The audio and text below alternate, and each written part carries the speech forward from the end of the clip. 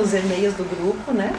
Tudo que vocês têm feito, o grande trabalho, o livro recentemente, né, que publicaram.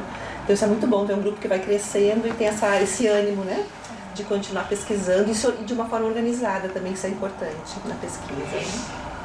Inclusive ela foi nossa consultora, ela fez pareceres, nossa comissão científica. Ela trouxe brilho, né, às escolhas que foram feitas. Tantas outras coisas que você já ajudou, não posso começar a falar, senão gasta os tempos da sua palestra.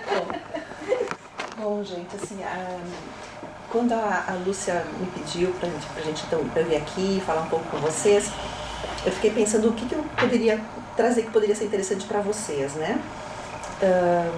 Porque a pesquisa que eu faço desde 2006, que começou aqui no COS, então, que foi sobre jogo, ela continua acontecendo, então são 10 anos, né, de uma pesquisa de um mesmo tema. Na verdade, ela começou em 2005 com o meu mestrado já, o tema do jogo. Eu digo que é o tema da minha vida, que ele só vai mudando um pouco de cara, de facetas, mas eu sempre continuo pesquisando o jogo. Mas eu quero também fazer alguma fala que possa contribuir para todos, nem todos pesquisam jogos digitais ou jogo, né? Então eu pensei em dividir um pouco, se ficar bem... Eu sou muito versátil. Então eu posso também ir me adaptando àquilo que vocês acharem que tem mais interesse, né, que vai ser mais relevante para vocês. Mas a princípio eu pensei em falar um pouco tanto do processo de pesquisa e talvez particularmente como foi a minha trajetória de pesquisa acadêmica, né? Por isso eu trouxe aqui o livro, que foi o resultado depois final do doutorado, e falar um pouco sobre o tema. Mas eu vou já dizer que vai ser um pouco de cada coisa, porque o tempo é curto, não daria para poder aprofundar tanto assim, tá? Aí vocês fiquem livres para perguntarem no meio do caminho, e até porque eu vou percebendo o que é que vocês têm mais interesse em saber, tá? Combinamos assim? Bom, então, eu tenho uma certa convicção que não é... Talvez ela funciona bem para mim, por isso a minha convicção é particular. Eu sei que ela não é de todos, mas de alguma forma eu penso que nós temos, se não alguns temas que nos interessam na vida. E nisso eu estou parafraseando o Rubem Alves, um psicanalista. Eu assisti uma vez lá, eu sou do Rio Grande do Sul, como a Fernanda, né? E lá em uma palestra que ele deu pra gente, num evento de educação infantil, ele falou isso, e faz muito tempo, lá com 1980, alguma coisa, eu acho, 90. E eu nunca esqueci essa frase que ele disse, e para mim ela faz todo sentido. No meu caso particular, eu fiz psicologia na graduação, né? E na psicologia, um tema que já me interessou foi o jogo, que é um tema que a gente estuda na psicologia, né? As crianças jogam, a clínica infantil ela é feita muito com jogo. Depois eu fui professora também de educação infantil, então o jogo sempre estava muito presente. Eu sempre gostei muito de brincar também, né? Então, quando eu fui fazer o mestrado, que foi em educação, comecei a pesquisar jogo. Então, eu parti de um conhecimento de jogo da psicanálise, da psicologia, e no meu mestrado, que foi em educação, então eu também olhei alguns educadores que falavam sobre jogos. E tive uma orientação de um psicanalista e também filósofo, que então me mostrou alguns outros autores, como Heidegger, e que ele falava sobre jogo. O meu doutorado foi uma continuidade do meu mestrado. Então, se eu digo isso um pouco para vocês verem assim, que é o tema mesmo, cada vez eu fui percebendo mais que era o tema que eu queria pesquisar. Então, talvez uma coisa interessante é vocês irem percebendo no processo de pesquisa o que interessa a vocês pesquisar. Talvez não seja um único tema, como o meu mais ou menos é, mas também porque esse tema ele vai se alargando, né? Talvez seja 2, 3, mas eu quase tenho uma certa convicção de que no final a gente vai fazendo cruzamentos entre esses temas. Mesmo sejam temas diferentes, se vocês observarem bem, tem pontos em que eles se encontram. Porque, na verdade, a gente pode chamar Morin para falar sobre isso, né? Porque, na verdade, os objetos que estão no mundo, que a gente vai se interessar neles, em relação a eles que a gente se interessa, que vai pesquisar, o que está na nossa vida, na nossa frente, no nosso mundo, né? Eles não são objetos isolados, eles não são de uma área de conhecimento só, né? Eles não têm só uma faceta para se olhar, você pode olhar de diferentes formas, né? Eles são múltiplos também, em certo sentido. E a gente vai ver que eles se conectam, um se conecta com o outro. Também podemos chamar Peirce, quando fala essa relação também Heidegger, né? Essa relação entre o homem e o seu mundo, né? o homem e o cosmos, como diz Peirce, né? O Heidegger é o Dasein, o ser aí, o ser sempre é localizado num certo tempo e no espaço, ele não é um ser solto, né? Então, se a gente for olhar esse tipo de referencial, por exemplo, dá para entender como o que a gente vai estudar, um conceito tem relação com o conceito, e assim vai, né? E a gente, na academia, quer procurar essas relações, quer entender melhor esses conceitos e ver como é que ele se conecta com outros conceitos. E eu acho que um pouco foi o que eu fiz no meu doutorado. Então, ali está. Tem um breve resumo aqui, que eu vou mostrar em 4 páginas para vocês, do que se trata, né? O nome da minha tese, ela foi o jogo como condição. Então, é uma tese, ou seja, eu trabalhei e no final afirmo isso, que o jogo é uma condição para a autoria. Ou seja, não há autoria se não houver esse processo do jogo, do jogar. Também não há produção de conhecimento. Quando eu falo produção de conhecimento na tese, o conceito aqui é realmente produção de um conhecimento novo, entre aspas, tá? Porque o novo nunca é novo do nada, né? Então, mas aquilo que se apresenta de um outro jeito, de uma outra forma, uma combinação de coisas já existentes, que seriam a produção de um conhecimento, né? Ele é também uma resultante do jogo. Então aqui há uma aproximação entre autoria e produção de conhecimento. É quase sinônimos, digamos assim. Quando se fala em autoria, se fala em produção de conhecimento e vice-versa, né? Então o jogo seria uma condição para que isso aconteça. Então todos os processos de criação, que é, digamos, um tema forte aqui nesse grupo, os processos de criação, eles são possíveis porque há jogo. Tá? Queria dizer isso por enquanto, né? Só um comentário. A Arlete, ela trabalha o jogo em um sentido muito amplo, é como um paradigma, não é o jogo, o jogar no sentido apenas da prática. É uma maneira de pensar o jogo muito em você poderia até deixar isso mais claro, talvez, né? Você como definido do Homo Ludens? Eu vou contar o que foi que eu fiz. Tá. Vocês vão... o que foi que eu inventei.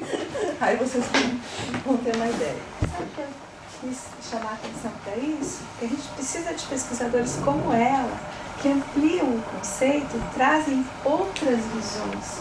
Mostra a complexidade do conceito. Porque senão a gente cai naquela coisa dos modismos, palavras-chave que ficam na moda, entendeu? Então, o jogo é uma delas. Né? O jogo tem um monte de congressos, encontros. Então parece que assim, todo mundo pesquisa o jogo, mas que jogo é esse? Né? Não necessariamente nesse sentido filosófico. Né? Acho que a gente pode passar para o próximo.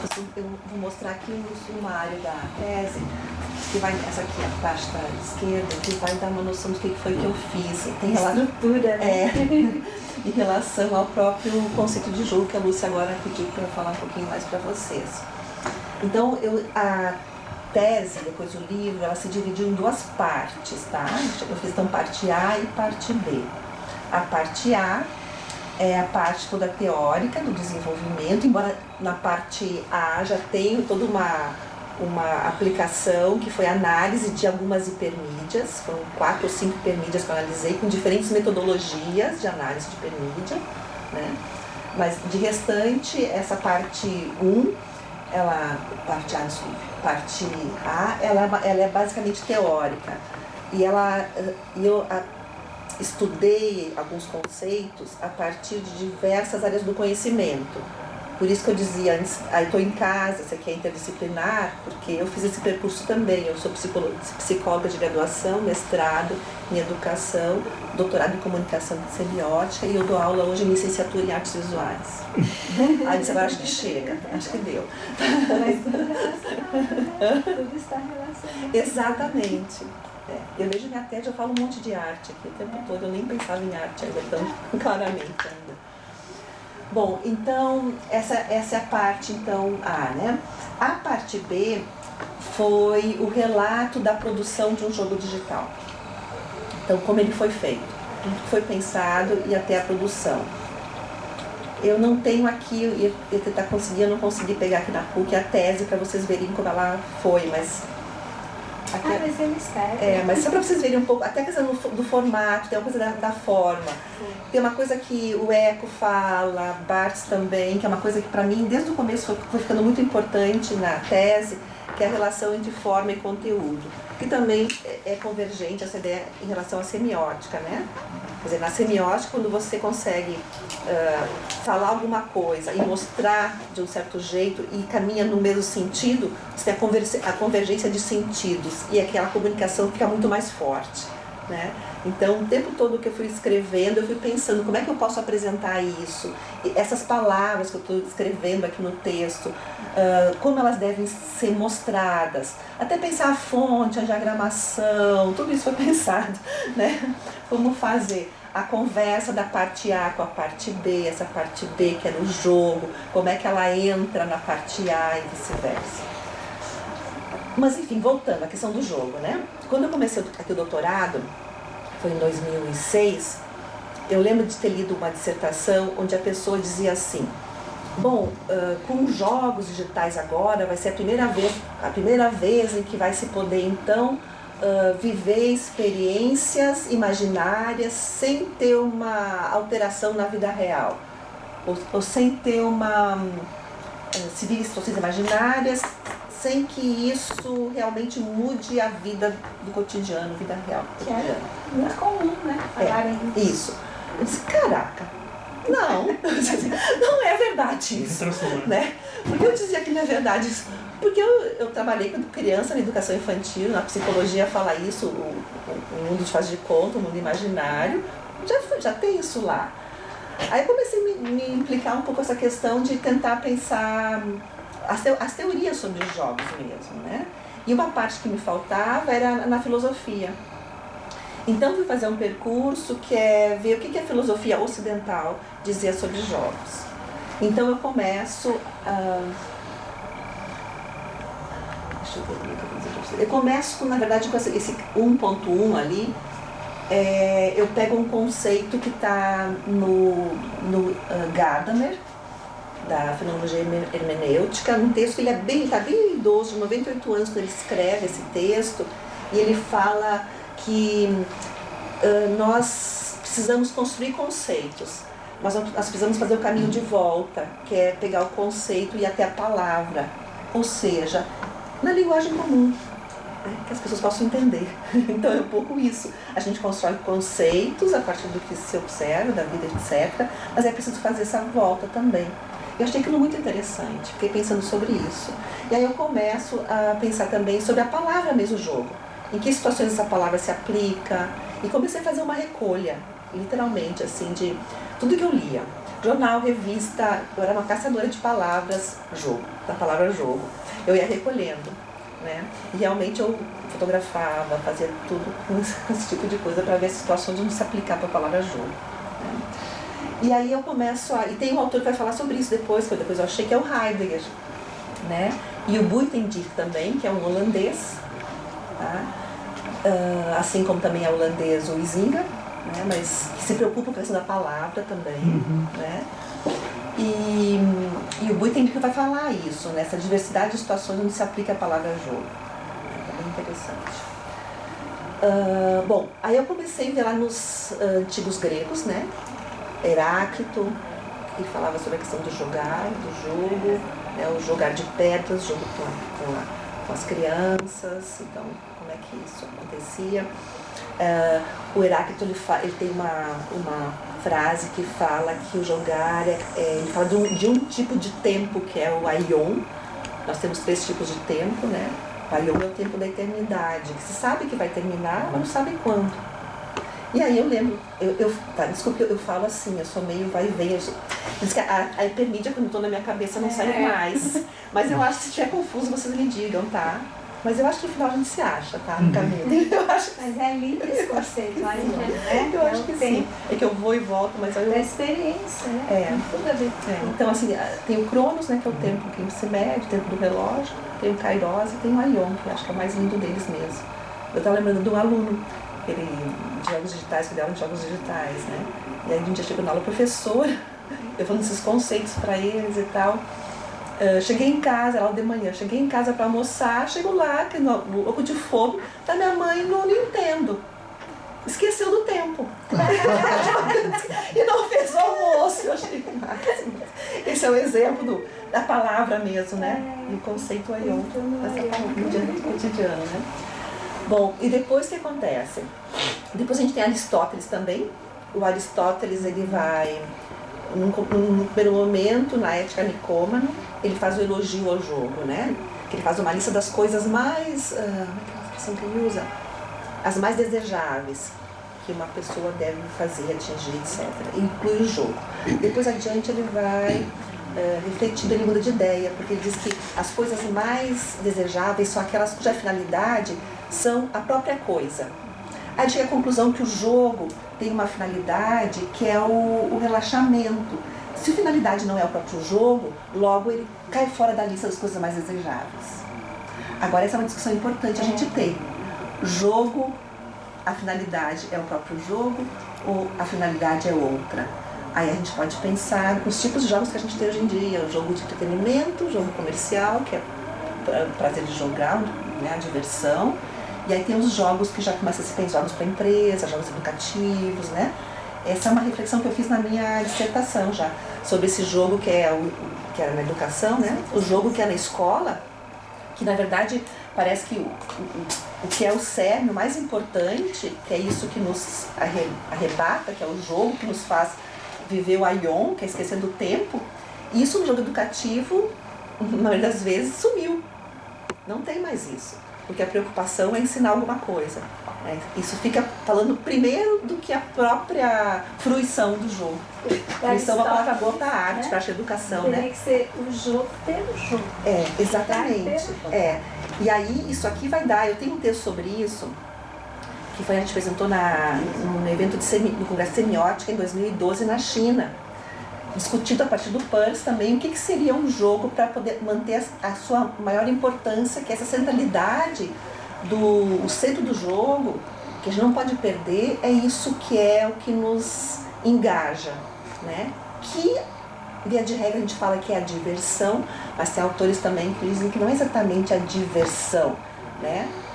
Não é, porque tem jogos que a gente não se diverte, mas igual ele nos mata, né? Ele nos pega e a gente fica absorvido por ele. Então não seria bem diversão a palavra, talvez. Embora a teoria sempre fala diversão, mas eu já quero problematizar um pouquinho para vocês pensarem e talvez é uma outra coisa aqui, né? Que é esse engajamento que a gente é tomado pelo jogo, mas que não precisa ser exatamente divertido, ele pode ser muito angustiante, inclusive, e é, né? Bom, então, depois do Aristóteles, a gente fica um bom tempo na filosofia ocidental sem falar de jogo, porque aí com Aristóteles o jogo fica tido como uma coisa não desejável.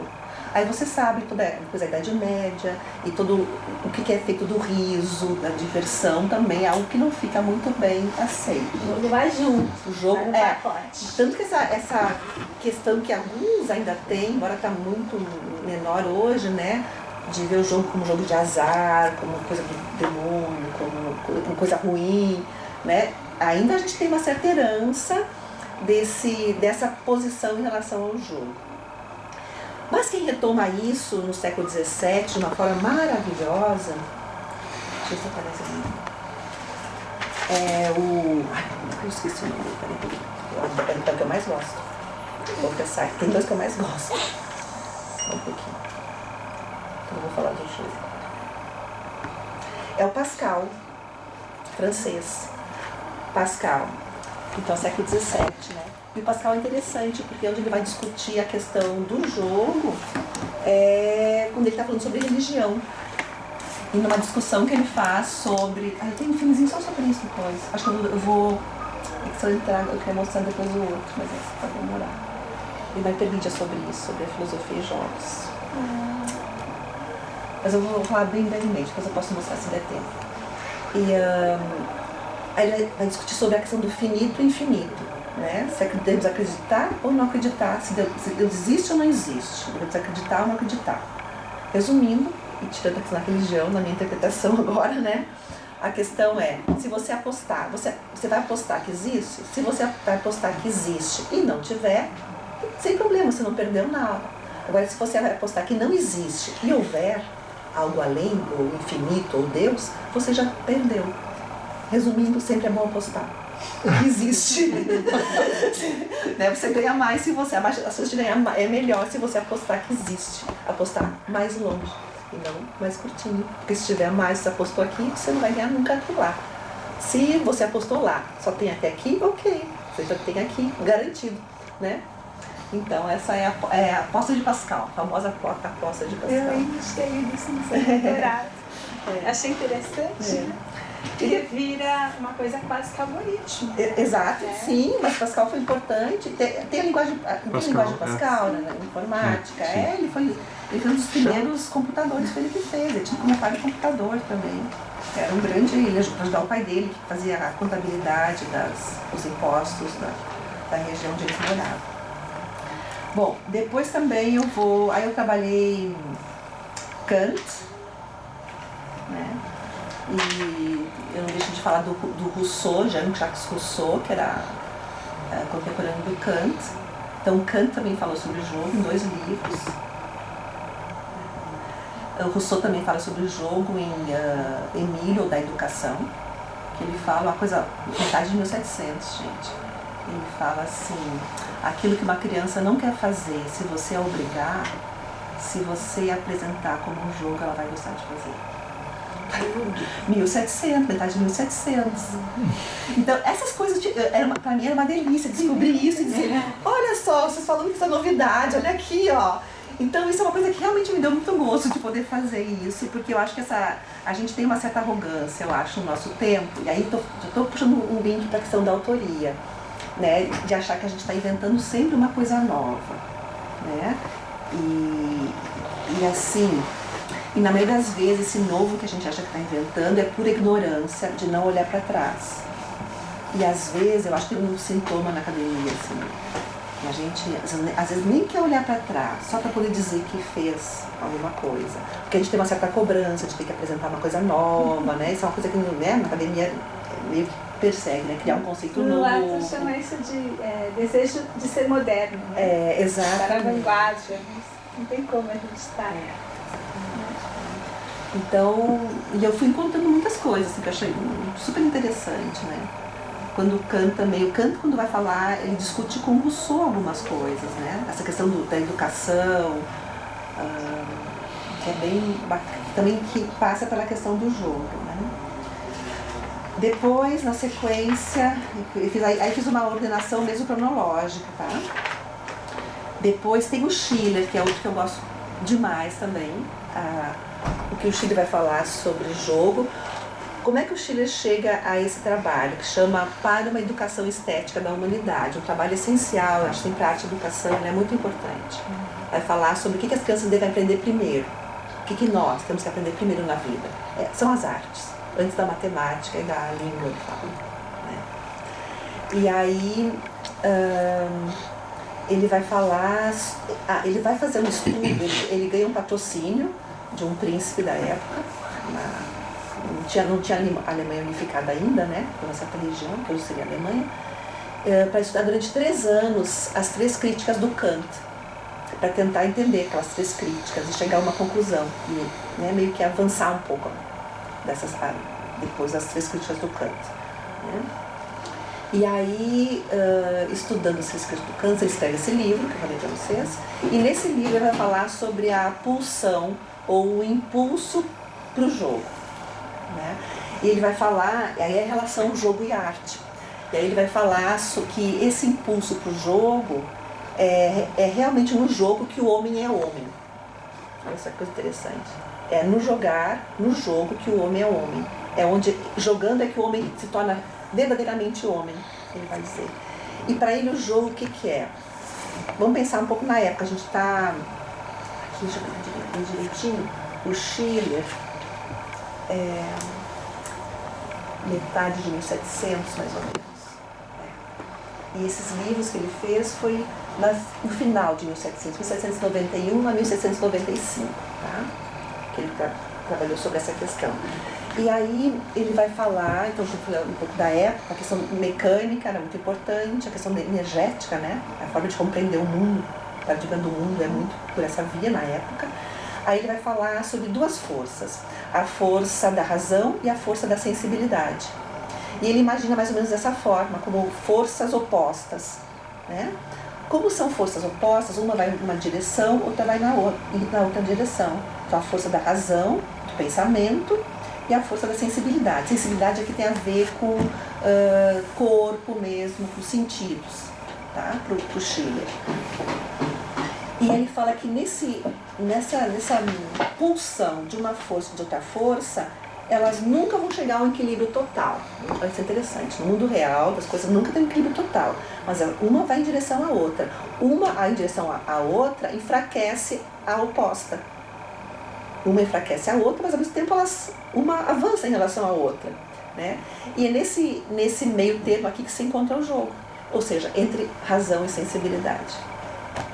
Então o jogo tem um tanto. Agora já pulando todos os autores na sequência, aí depois, tá? Heidegger, como é que Heidegger fala do jogo, o que ele fala do jogo? Ele fala em 4 características do jogo, né? E dentro dessas 4 características vai se encontrar isso que Schiller já falava antes, que ele vai dizer a razão no jogo, porque todo jogo tem regra, não tem? Não há jogo sem regra. Para além do jogo de tabuleiro, uma conversa que estabelece um certo jogo de conversação, tem uma regra também, um fala, outro escuta, depois outro pergunta, né? São regras que se estabelecem ou se anuncia no início, ou o próprio jogar vai dando conta de organizar essas regras, né? E aí,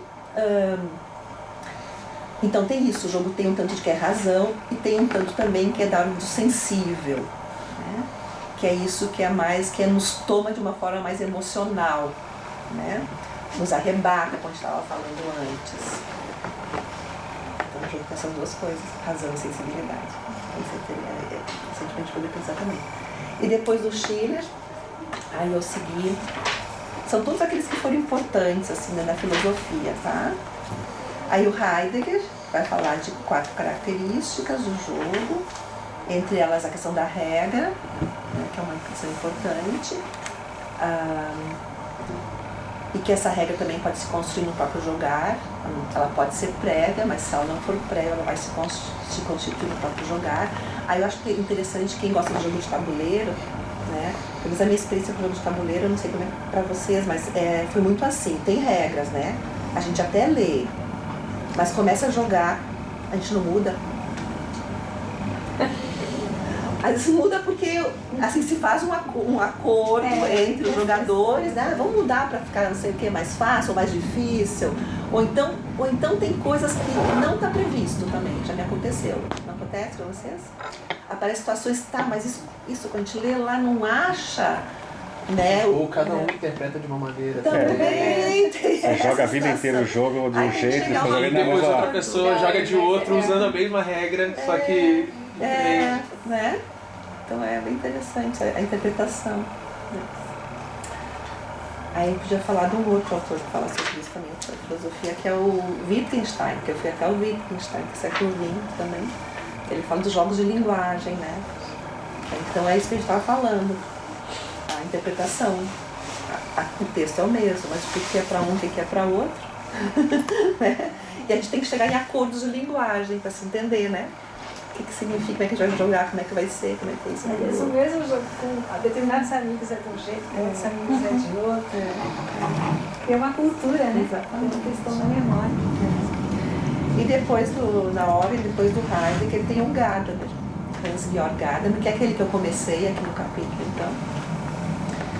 E o Gadamer vai trazer algo que já estava no autor, lá naquele Weekend que eu falei, também é do século XX, que eu falei no começo, né, na primeira partezinha do capítulo 1, que é essa questão que tem a ver com a palavra. Por isso eu comecei no texto com o Gadamer, só para introduzir o capítulo, a questão da palavra, porque eu falo da palavra. Aí tem o Izinga, né, que está no começo também. O Izinga faz esse exercício de trabalhar as palavras em diversos idiomas, né, que palavras são usadas para designar jogo, brincar, jogar, etc. Né?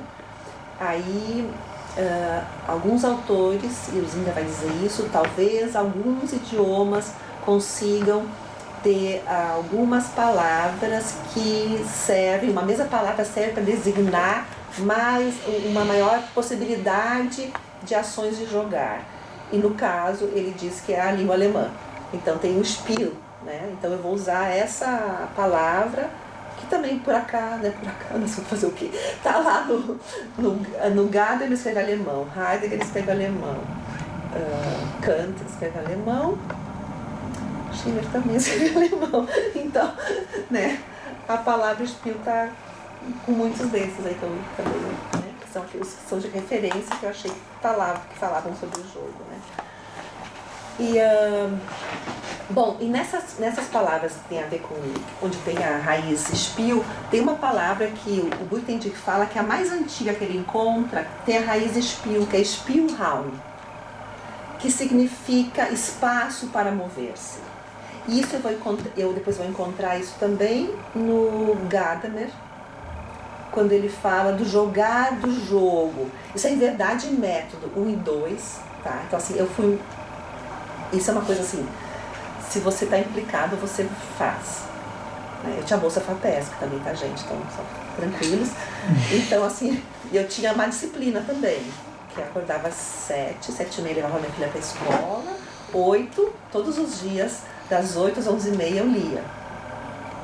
Tá? Aí depois eu fazia almoço. Sem jogar. Sem jogar. É. Então, assim, aí eu li Kant mesmo, a crítica do Kant, eu li Verdade e Método 1 e 2 do Gadamer. Mas é muito bom quando a gente pode fazer isso, que você vai ficando, né, vai dando uma... Né, criar uma rotina. Uma segurança também em relação ao seu projeto, né, de tudo. E aí eu falava que o Verdade e Método do Gadamer, né, que ele vai usar a expressão vai e vem, o vai e vem do jogo, né? E aí aquela palavrinha lá, o Spielraum, fez sentido, entenderam? O espaço para mover-se, o vai e vem. O Pascal, quando vai falar de jogo, ele fala que o jogo é movimento. Ele fala o seguinte, a gente tem medo da nossa finitude. Lembra que está discutindo sobre Deus, né? Então nós temos Deus é infinito, nós homens somos finitos. Nós queremos negar a nossa finitude. Então por isso que nós jogamos. Nós jogamos para esquecer que nós somos finitos. Olha só, 1600 e tanto, está aqui 17. Aí ele fala assim, então exemplo, que diz o seguinte, que é da época, né? Por que a gente corre atrás um cavalo, atrás do animal para caçar? Se você quer de fato o animal para comer, é muito mais fácil você comprar o animal já abatido. Mas não tem graça isso. A graça é a caça, né?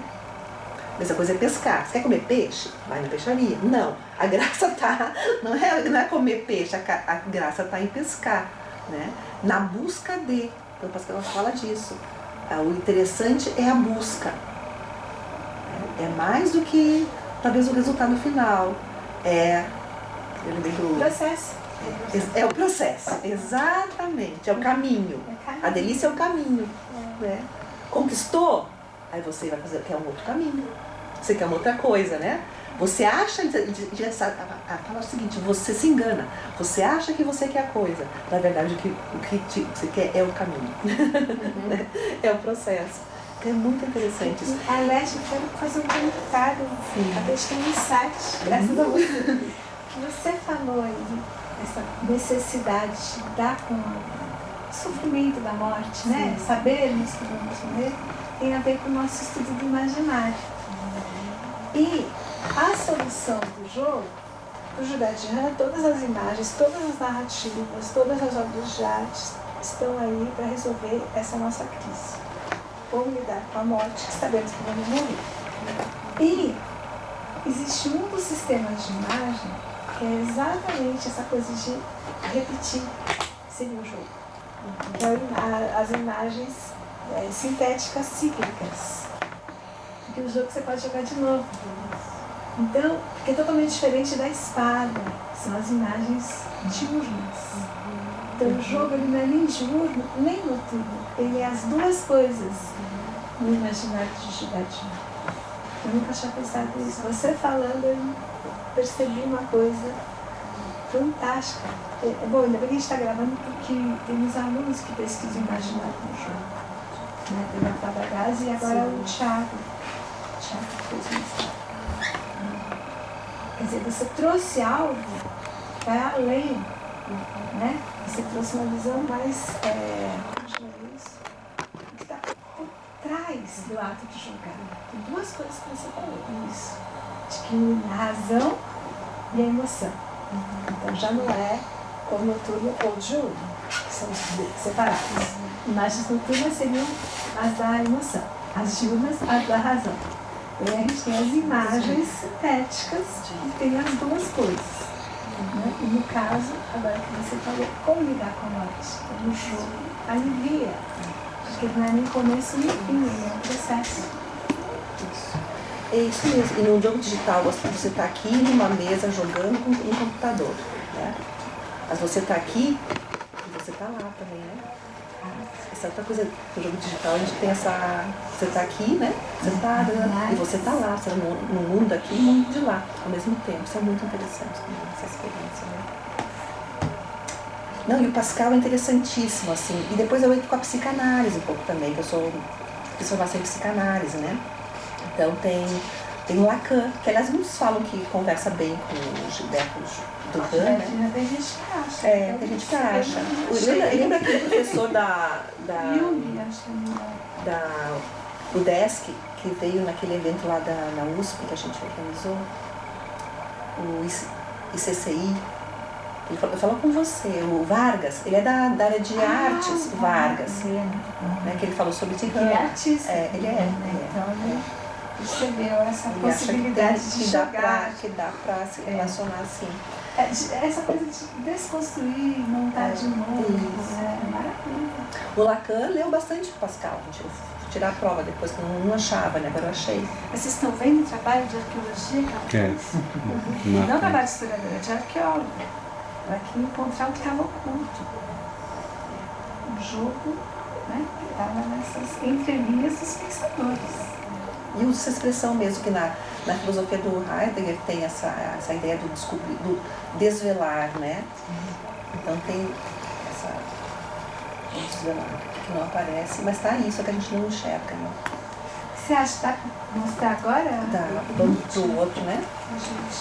Não quer mostrar aí também? Sim, vamos. Tem outra tela, acho que a gente sai dessa aí. Sai dessa. Essa aqui, ó. Vamos maximizar. Não dá pra gente aumentar? Dá. Bom, esse é um trabalho que eu vou mostrar pra vocês. Eu acho que a gente... Vamos ler sobre os pejorativos. Aqui são 9 hipermídias, tá? São 9 hipermídias. Isso aqui foi um projeto que eu não consegui, assim, vamos dizer assim, total sucesso, porque era a ideia de um livro, um livro hipermídia. Né? Eu só não achei editora na época, depois acabei meio desistindo, ia ser uma editora da USP, no final, sei lá, não deu. Então, na verdade, aqui tem o quê? São 9, então, partes. Esse trabalho eu fiz quando eu dei aula na USP, no doutorado lá, durante meu pós-doc. E tudo o material que tem aí é material desse tema da minha tese, que fui, né, dissolvendo em pequenas partes. E tem psicanálise, aqui filosofia, no caso, tem psicanálise, jogo e filosofia, jogo e psicanálise, tem os 3, tem um artigo também que foi para SB Games sobre a psicanálise e videogames, aliás é um assunto que no mundo quase ninguém pesquisa. E já me escreveram, como está em inglês, aí já me escreveram, né, gente que viu e para saber mais, não acha que nem pesquisa faz. E a gente foi aprendendo aqui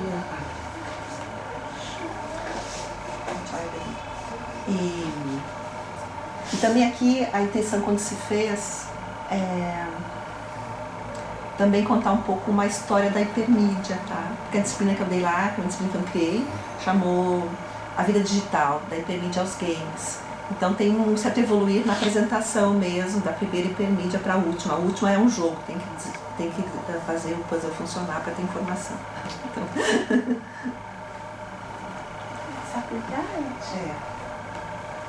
A próxima é uma tela do Google.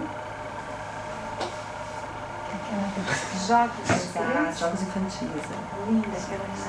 Olha, não tá indo? Não. Mas esse computador? Não, Aí, ó. ó, Foi. é que isso aí tá na rede, não tá na internet. E tem som também. Tem que estar ligado o som aí. Não vai dar certo, né? É que tem musiquinha também. A gente pode tirar se colocar da aula, pra não atrapalhar, mas você não gosta de botar um pouquinho.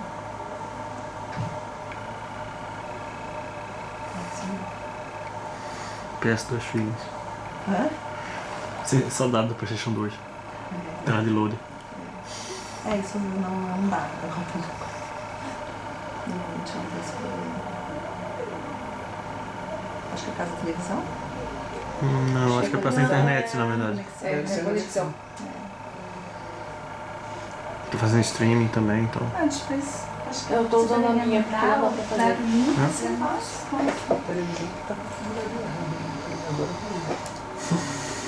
Quanto tempo a gente tem só pra eu cuidar pra ser mais. Teria mais 10 minutos. Tá. Você quer fazer isso? Eu acho que sim, acho que é importante. Então, só para vocês terem brevemente o contexto, né? Então, aqui, nesse aqui, no caso, vai falar o que o melhor, é bem bonito, tem filme, mostra lá um filminho do Pascal, ele jogando, um da aposta, né? Ele é todo bacaninho. Mas eu acho que eu queria também falar um pouquinho para vocês, bem rapidinho, assim, porque é muita coisa mesmo. Você acha que conhecimento? Hã? Você acha que não tem que falar de produção de conhecimento? Então eu vou dizer um pouco como tá, mas o que tem a ver essa questão do jogo com o capítulo 2, que é o jogo da autoria, né? Então, por quê? Se a gente olhar aqui no anterior, aqui eu coloquei os conceitos, né? Jogo, autoria, produção de conhecimento, linguagem intermídia, game e filosofia. Então, o primeiro capítulo, que aparece aqui, ó, vocês vejam lá. O primeiro, então, vai falar sobre jogo, que é isso que eu falei brevemente, tem muito mais detalhe aqui, mas que eu fui pular um pouquinho. Depois o segundo fala... o segundo vai falar sobre o jogo da autoria. Então, começar a pensar o que é o autor, isso você deve ter visto um pouquinho, já é mais ou menos conhecido, né? A questão da construção histórica da ideia de autor, que nem sempre existiu, Foucault trabalhou isso muito bem, Barthes, né? Um pouquinho antes. Então, mas para mim interessava discutir essa questão em função da hipermídia e do digital. Então, minha pergunta era, com a hipermídia, que é uma produção que é feita de forma colaborativa, de forma compartilhada, normalmente exige mais de uma pessoa para produzir. Isso muda a questão da autoria? Como é que fica a questão da autoria agora com o digital, com a hipermídia? É isso que me impulsionou. Mas eu comecei de novo, lá vai a Arlete, então tá, aqui que já falaram sobre autor, Foucault, Barthes, etc., né? Para entender melhor o que é isso. O autor morreu, a pergunta, né? É uma afirmação que o Barthes faz em um certo momento, né? Então, refigurando o conceito de autoria, era um pouco a discussão da autoria com a hipermídia, com o digital.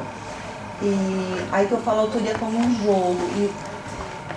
E o que é essa autoria como um jogo que eu estou falando? Como é que eu relaciono a autoria com o jogo?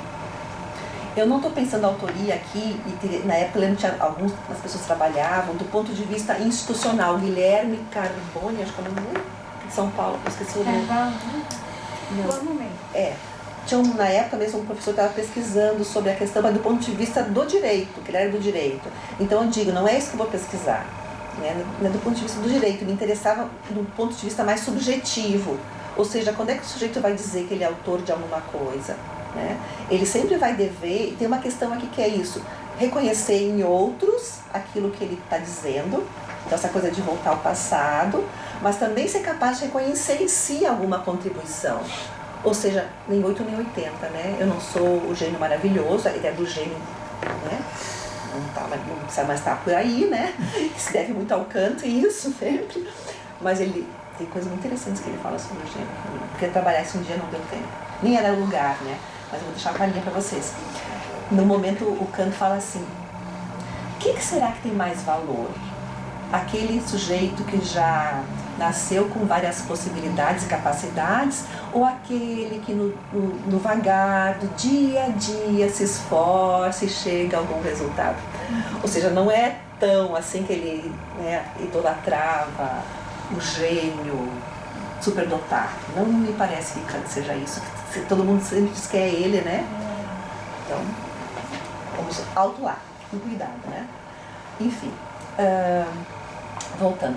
Então essa questão daí eu entrevistei algumas pessoas, a Lúcia inclusive, Byron, alguns professores que trabalhavam com hipermídia já na época, para perguntar como é que eles faziam a produção de hipermídia e essa questão da autoria. Então eu queria entender sobre isso. A Lúcia teve uma orientanda que fez um trabalho muito bacana também. A Thaísa, aquela advogada, pesquisa Creative Commons. Também, está no Canadá hoje, inclusive, cuida ela lá. Mas outra também, que é a Júlia, do SciArts. Sim, a Júlia. Muito bacana ela também. Fez um mestrado sobre autoria. Como é um grupo de pesquisa em arte e ciência, sempre no mínimo 4 pessoas. Carregou a música. Carregou a música. Agora tá lá. Às vezes, inclusive com parceria de cientistas. Então, vai conversar com uma pessoa da genética, que trabalha, por exemplo, visualização de imagens do cérebro. A pesquisa do SciArts. Ela está terminando o doutorado agora. Então, assim, tem esse pessoal na época discutindo essa questão também. Então, assim, de pensar como é que se trabalha com digital. Aí eu faço uma proposição que é pensar uma autoria que é compartilhada e uma autoria colaborativa. Eu faço uma distinção, tá? Entre o que seria colaboração e o que seria compartilhamento. A música, depois de mim, tá? Teve uma pesquisadora da USP, Bia Martins, do Rio de Janeiro. Ela leu isso na minha tese, ela discorda, tá? Ela acha que não tem tanta diferença entre a própria palavra colaboração e compartilhamento, que eu faço uma distinção de etimologia de palavra, ela acha que ela não é tão significativa. Eu quase tendo a concordar com ela hoje em dia também, mas enfim, eu acho que tem uma diferença. Nas entrevistas que eu colhi dos pesquisadores, havia uma diferença, e a diferença que eu notava é assim, isso é uma posição ética também. Você tem uma ideia, aí tem o SciArts, que é um exemplo, né? Neles é outro caso, tem 3 tipos. Tem aquela pessoa que tem isso pra arte é importante, que tem uma ideia e chama, fulano, você me ajuda nisso aqui? O fulano, ele tem uma parte da informação, ele traz uma colaboração para uma parte. Pronto. Tem pessoas que já trabalham, mesmo que vai ser uma parte, ele procura envolver a pessoa que chama no todo e ele está aberto para ser modificado no seu projeto por este outro que ele chama. Aí eu estou chamando de autoria compartilhada, porque é uma troca. Tem uma divisão, né? Ideia de parte. Exato. De compartilhamento. Exato, compartilhamento. Isso mesmo. Eu acho que faz sentido. Repartir o mesmo pão, né? E o outro só opera ou trabalha. Exato. De labor, trabalho. Isso. A origem é labor, né? Mas hoje o colaborativo às vezes tem muito sentido para algumas atividades de criação conjunta mesmo. Exato. É que hoje mudou o sentido. É um sentido novo, assim, para muitas atividades. Se chama, né? Uma palavra-chave, que as coisas vão mudando. Exatamente o que a gente falou. A questão da época, da cultura, dos usos. As palavras não estão mortas. Exatamente. Então hoje, a palavra-chave trabalho colaborativo é até o Wikipedia considerada colaborativo. Na verdade, às vezes o cara que escreveu o VB escreveu sozinho, mas a Wikipedia como um todo, ela está num sistema colaborativo. Então, são tudo muito misturado, né? Muito misturado mesmo. E tem um texto que a gente está usando agora, que está no Cogitamos, do Bruno Latour, que 2 anos já, segundo semestre que 2 horas das disciplinas, que ele usa o termo Cogitamos, no plural. Porque toda a produção de conhecimento é em rede. Não só com humanos, mas com não humanos também. E nos humanos ele fala, todos são aqueles que participam. Então a sua tese estava lá, o Heidegger, né, o Pascal, todo mundo nessa rede. E a sua autoria foi montar a rede. Não é a autoria das ideias, e sim das relações. É um pensamento das ecologias das mídias. Não interessa a coisa em oposição, sujeito versus objeto, que era como a ciência via antes. Eu sou cientista, estou olhando para o objeto, eu sou neutro. Não, vai dar assim. É uma ecologia. Então, nessa ecologia, quem está envolvido nesse processo? Está envolvido esse autor, que são as referências fundamentais, né? Então, é uma rede. Vocês lembram da imagem? Como vocês tivessem passado, não foi? ele mostrou uma imagem feita pelo um filósofo da ciência, Simon Schaffer, né? O Bruno Latour que mostra, mas não é dele a imagem, que é lindíssima. É como se fosse um palimpsesto com todas as citações desse autor. Então, assim, desconstruiu o texto, transformando em imagens transparentes umas sobre as outras. Que é mais ou menos um exercício de Pernilla, né? De ver os links, buscar os links, porque Pernilla a gente continua. O modo também de ver é um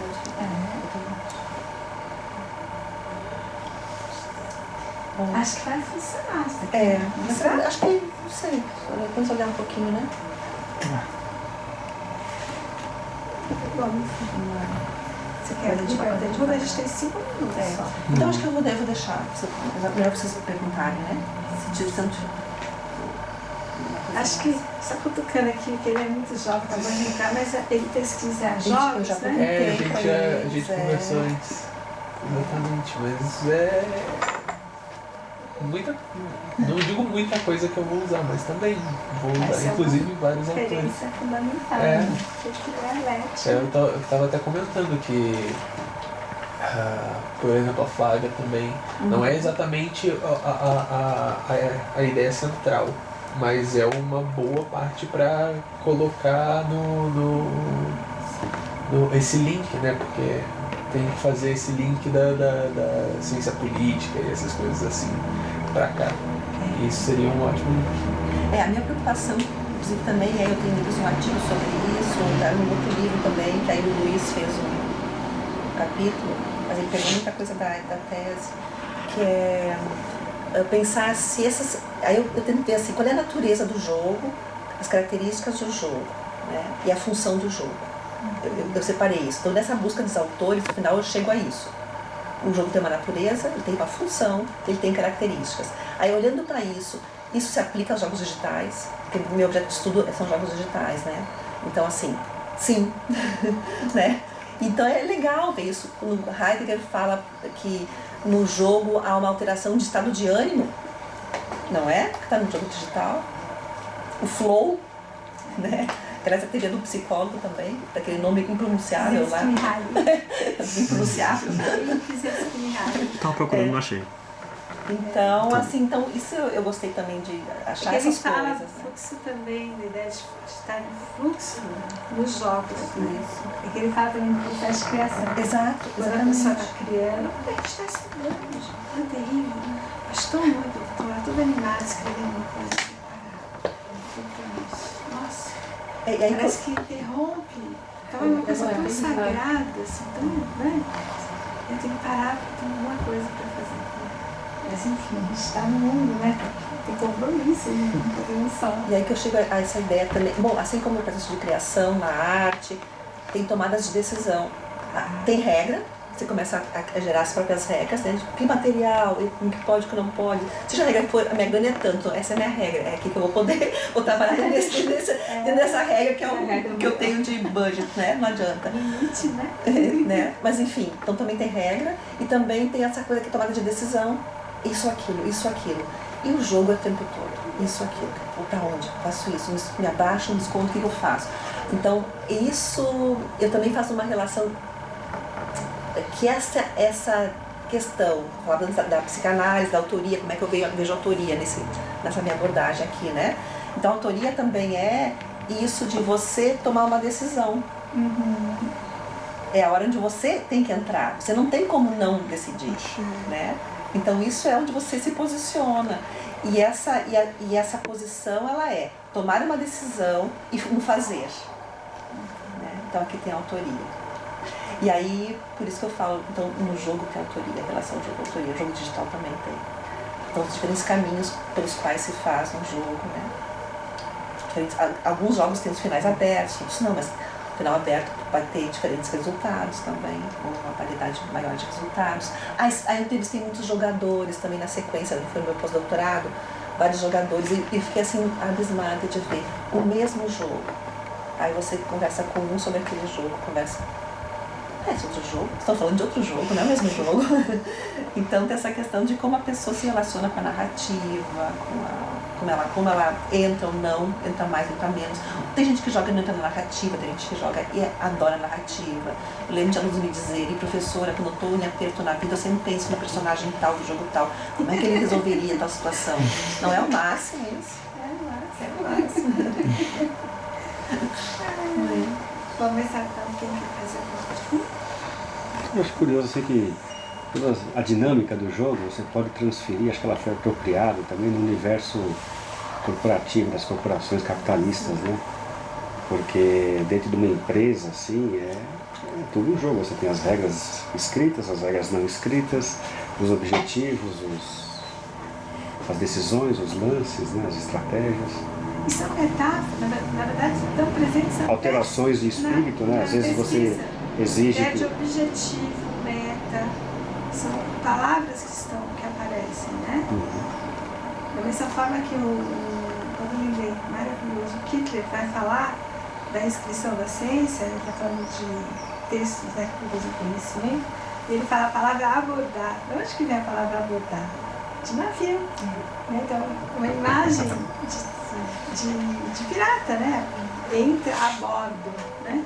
A gente nunca para pra pensar, né? Você está escrevendo lá, eu escrevi isso, eu sempre que eu escrevo abordar, é nesse sentido que eu quero falar, né? Que é um sentido que mostra até uma postura, não vou dizer de autoria, mas assim, de invasão, né? Assim, eu estou entrando num território que não é meu. Então a gente às vezes não para pra pensar, mas o jogo ele está na cultura. E algumas culturas têm jogos que fazem muito sentido e para nós não faz. Né? É engraçado isso também. E épocas. Né? O truco agora voltou com tudo. A ideia é da minha época. Os jogos de carta estão voltando, né? De mesa. A gente vê lá os alunos, né? Eles fazem curso de design digital. Fazem que jogam Magic. E eles estavam jogando truco. Sabe? Alguém ainda joga na Magic. cantina, enquanto espera começar a aula, né? Porque eles chegam antes, porque pega. Olha só, isso é da minha época. Agora o truco está muito forte. Por que será, né? A gente tem que fazer um estudo, mas que imaginário é esse que está nos afetando? Lembra, a gente conversava um pouco na época que eu tinha meu doutorado, falava com a Lúcia, até acho que na banca a gente falou sobre isso, foi da minha banca. E a questão dos jogos digitais, as narrativas dos heróis, né? Num mundo tão sem herói, não é meio engraçado assim, como esse apelo pro herói, né? Eu acho que é bem interessante. Né? Porque eu lembro assim, muito os alunos dos jogos digitais que eu tive são muito incríveis, assim, são meus amigos até hoje. Mas assim, a forma como eles se relacionavam entre eles, era muito companheirismo, uma coisa que a gente não via em outras turmas de sala de aula, sabe? É bem interessante. Eles vão ter que fazer trabalho junto. Uma coisa que é muito legal assim também, que eu acho que é o terceiro capítulo, que é é o quarto, que é a produção de conhecimento, a primeira parte. Aí começa um pouco com Morin também, mas eu achei no Sebeok, aquele livro. Ah, sim. Eu achei um texto do Ginsburg, Sebeok, maravilhoso. Ginsburg é o... Ginsburg, o Sebeok. É o signo de 3? Exatamente. Eu achei está aqui citado, depois vocês podem ver. Eu achei um texto maravilhoso. Porque é que eu fiquei intrigada também com umas palavrinhas, tá? Tá no Peirce, que é Play of Musement. Porque musement, com E maiúsculo, não existe no inglês. Tem amuse, né? Amusement, não tem musement com E maiúsculo. Aí foi bem pistas mesmo, né? Assim, achei umas pistas no Peirce, quando ele fala sobre por que se usa, por que ele vai usar a letra maiúscula com as palavras, é uma substantivação da palavra. Né? Usava esse recurso. Exatamente. E ele não avisa por que ele está usando musement com maiúscula. E está criando neologismo, não existe musement no inglês. Aí eu fui tentar descobrir, aí eu usei o dicionário de francês, o Bailly, né? Porque, é interessantíssimo, o Peirce, na verdade, ele leu Schiller muito aos 17 anos. E achei um texto... Isso que é estética, eu achei interessante. Ética e estética, exatamente, relação ética e estética.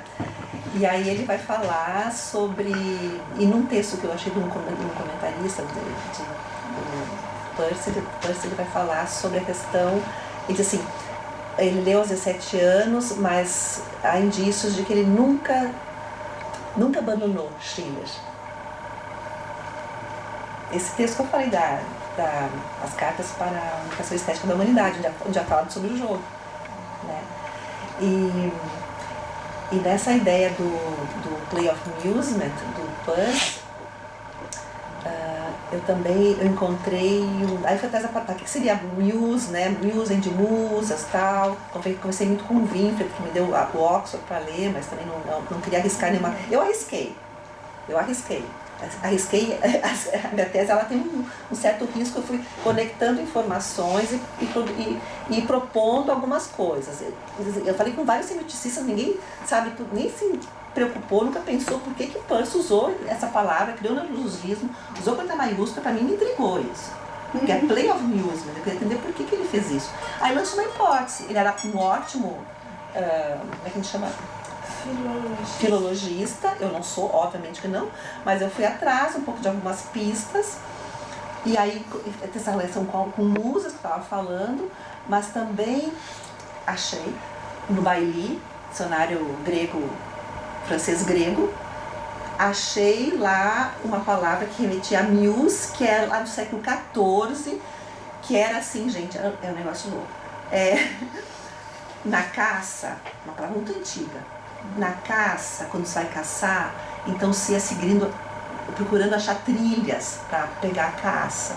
Então tem uma coisa com o físico de meio cheirando, procurando os caminhos, descobrindo. Aí, esse texto do Sebeok, ele vai falar sobre, deixa eu dizer isso, o que a gente faz hoje, talvez os primórdios do que é hoje o conhecimento científico esteja na caça, conduzir-se procurando os caminhos, as trilhas, não sei o que, que é o que a gente faz na pesquisa, né? Você vai de um ponto a outro, pega um livro, aqui fala isso, então agora eu vou ver o que esse cara leu, ele leu tal, e assim você vai nesse labirinto aí, né? Nesse labirinto tentando encontrar saída, né? Então aquele texto foi incrível, então eu arrisquei, né? Dizendo por que Peirce estava falando sobre isso. E também ele dá uma recomendação, né? Nesse texto onde ele fala sobre o play of amusement, que tem a ver com criação, que ele fala assim, pratiquem, até dar um tempo lá que eu calculei, dava 45 minutos por dia, desse livre, ele usa uma expressão, esse livre, vagar, como um barco, a vela, que ninguém rema, que se deixa levar pelo vento, um negócio assim, ele fala, desse lago, então é esse tempo da gente, hoje até tem um cara no TED que fala sobre isso, esse ócio produtivo, criativo, né? Você dá um ano de não fazer nada, que você sai com um monte de ideias para voltar para a empresa, né? Então é isso, assim, o Peirce fala sobre isso todo dia, né? Pratique isso um pouco, né? Cada um fala do seu jeito, né? Tem gente que gosta de olhar para o mar, tem gente que gosta de olhar para o campo, tem gente que gosta de caminhar, tem gente que gosta de ir num bar, bater papo, cada um escolhe o seu estilo. Mas o que é bom essa é a recomendação que o Peirce deu sobre essa relação com a criação, né? Produção de conhecimento. Então esse foi o capítulo da produção de conhecimento. Eu achei essa... Maravilha. Nath, muito obrigada.